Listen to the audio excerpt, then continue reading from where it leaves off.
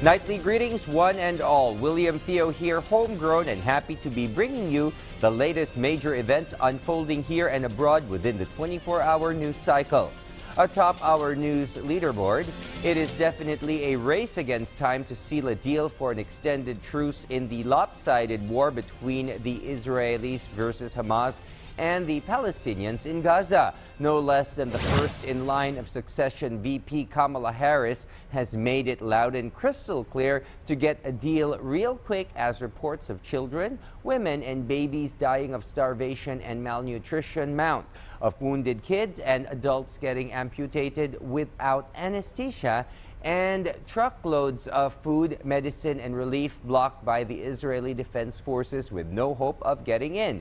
Now, with almost all parties signing off on a new deal for a ceasefire, the pressure has shifted to Hamas to approve and ink the deal that would mitigate the loss of Palestinian lives who have nowhere to go amid all the bombing, strafing, and starvation, allow for the exchange of dozens of women and children hostages held by Hamas and terrorist groups since October 7 last year for hundreds of Palestinian prisoners in Israel, pave the way for an immediate and greater amount of food, medicine, and other relief items into Gaza, and likely lead to an end to the fighting and the rebuilding of Gaza.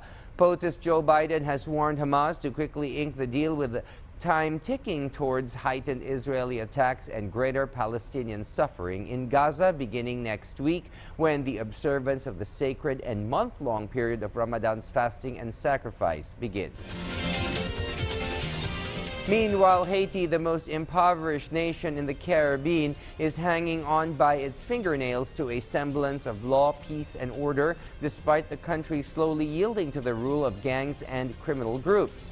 And earlier today, one of the country's top and most notorious gang leaders, Jimmy Barbecue Cherzier, delivered an ultimatum to the government and to the international community. Sitting prime minister should resign immediately, or if the international community provides support for him, gang violence will explode and lead to civil war and genocide.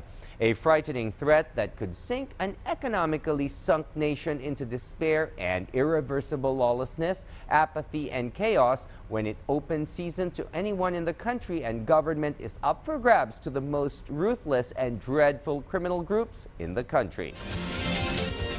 At this moment, let's turn to my colleague in PTV Pine City Studios for what's brewing lately in the highlands of the Cordilleras. Ala? Naimbag Arabi Pilipinas, nailukat ti Arbanian Kawayan Festival baban iti Abrenyo Fair.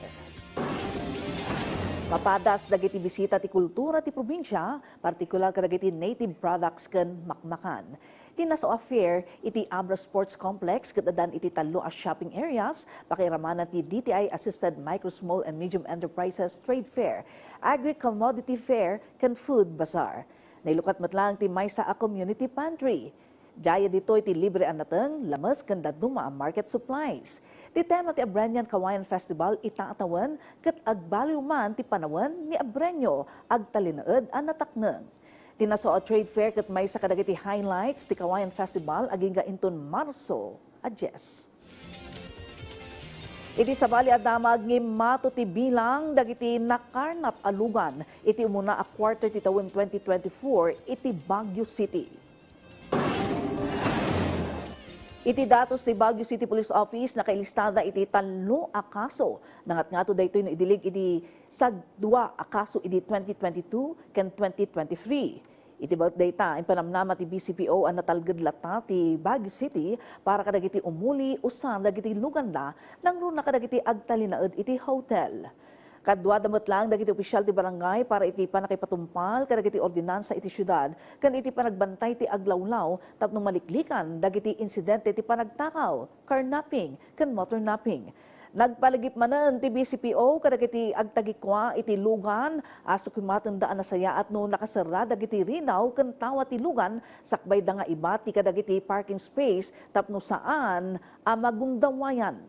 Kasi kahit wala silang kung ikaw walang balak yung dadaan sana pero yung sasakyan mo andun na naka-start, may kukunin ka lang sa loob ng bahay mo or sa kapitbahay mo, may opportunity na nakabigay or chance na gagawin niyang walang siyang intention pero may chance siya or opportunity siyang kukunin yung sasakyan.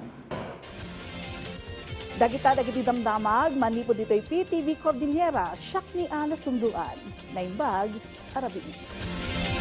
Thank you, Ala, and that's a wrap for tonight. We hope you check back with us tomorrow for the latest major eventing unfold all over the planet.